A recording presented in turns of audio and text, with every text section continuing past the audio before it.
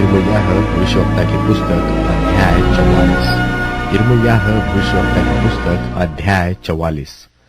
जितने यहूदी लोग मिस्र देश में मिग्दोल, तहपन्नेस और नोप नगरों और पत्रोस देश में रहते थे, उनके विषय यिर्मयाह के पास यह वचन पहुंचा।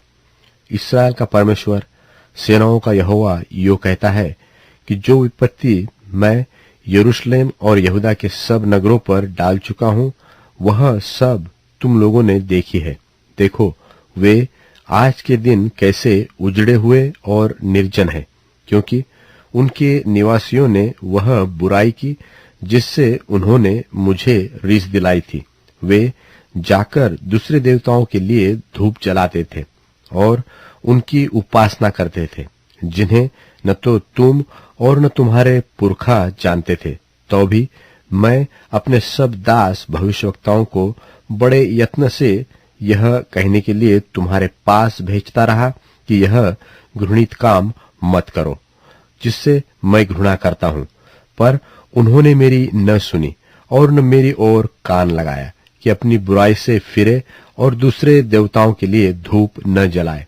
इस कारण मेरी जलजलाहट और कोप की आग यहूदा के नगरों और यरूशलेम की सड़कों पर भड़क गई, और वे आज के दिन तक उजाड़ और सुनसान पड़े हैं।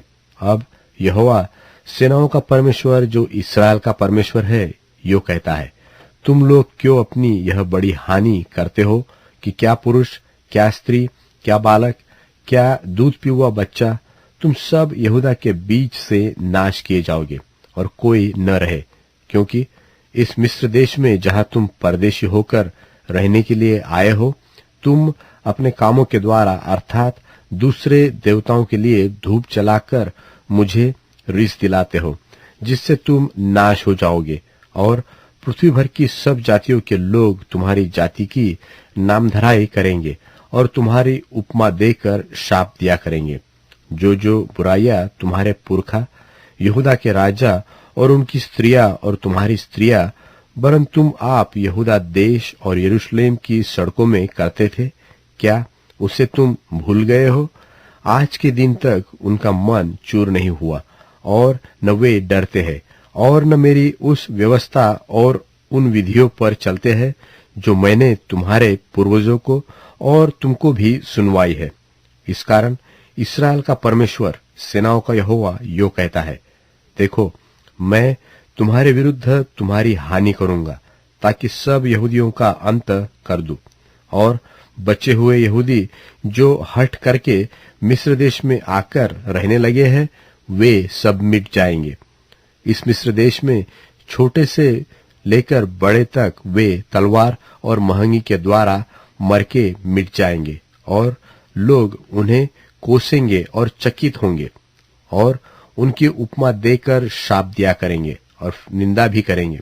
सो जैसा मैंने यरूशलेम को तलवार, महंगी और मरी के द्वारा दंड दिया है, वैसा ही मिस्र देश में रहने वालों को भी दंड दूंगा, कि जो बचे हुए यहूदी मिस्र देश में परदेशी होकर रहने के लिए आए हैं, यद्यपि वे यहूदा देश में रहने के लिए लौटने की बड़ी अभिलाषा रखते हैं, तो भी उनमें से एक भी बचकर वहां लौटने न पाएगा। केवल कुछ ही भागी हुओं को छोड़ कोई भी वहां न लौटने पाएगा।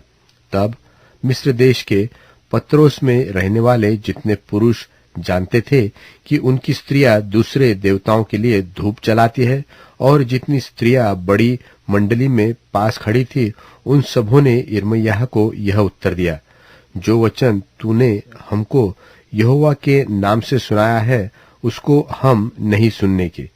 जो जो मन्नतें हम मान चुके हैं, उन्हें हम निश्चय पूरी करेंगी। हम स्वर्ग की रानी के लिए धूप जलाएंगे और तपावन देंगे, जैसे कि हमारे पुरखा लोग और हम भी अपने राजाओं और हकीमों समेत यहूदा के नगरों में और यरूशलेम की सड़कों में करते थे।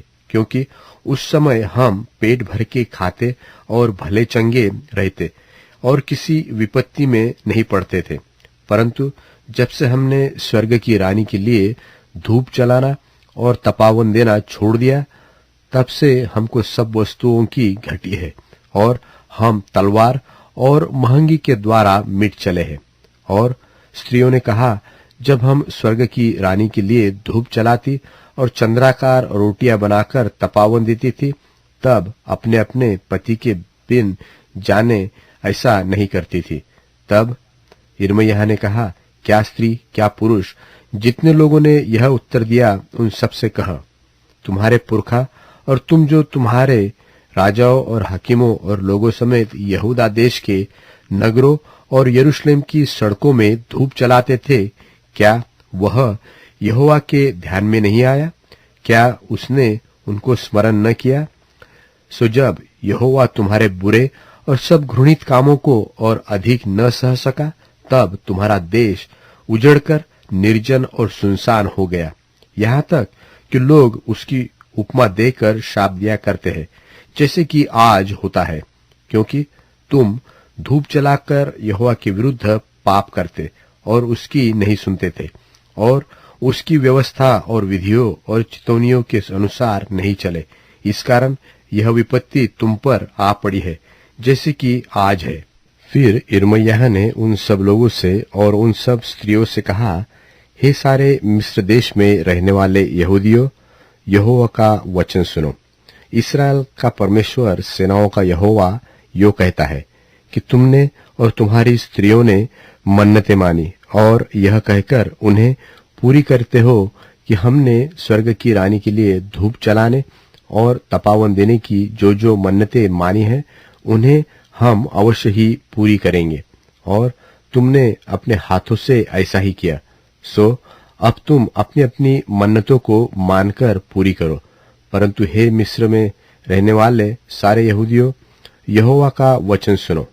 सुनो, मैंने अपने बड़े नाम की शपथ खाई है कि अब पूरे मिस्र देश में कोई यहूदी मनुष्य मेरा नाम लेकर फिर कभी यह न कहने पाएगा कि प्रभु यहोवा के जीवन की सौगंध। सुनो, अब मैं उनकी भलाई नहीं हानि ही की चिंता करूंगा। सो मिस्र देश में रहने वाले सब यहूदी तलवार और महंगी के द्वारा मिटकर नाश हो जाएंगे, जब तक कि उनका सर्वनाश न हो जाए। और जो तलवार से बचकर और मिस्र देश से लौटकर यहूदा देश में पहुंचेंगे, वे थोड़े ही होंगे। और मिस्र देश में रहने के लिए आए हुए सब यहूदियों में से जो बच जाएंगे, वे जान लेंगे कि किसका वचन पूरा हुआ, मेरा व उनका। इस बात का मैं यह चिन्ह देता हूं, यहोवा की यह वाणी है कि मैं तुम्हें इसी स्थान में दंड दूंगा, जिसे तुम जान लोगे कि तुम्हारी हानि करने में मेरे वचन निश्चय पूरे होंगे। यहोवा यो कहता है, देखो, जैसा मैंने यहूदा के राजा सिदकिय्याह को उसके शत्रु अर्थात उसके प्राण के खोजी बाबुल के राजा नबूकदनेस्सर के हाथ में कर दिया, वैसे ही मैं मिस्र के राजा फिरौन होप्रा को भी उसके शत्रुओं के अर्थात उसके प्राण के खोजियों के हाथ में कर दूंगा।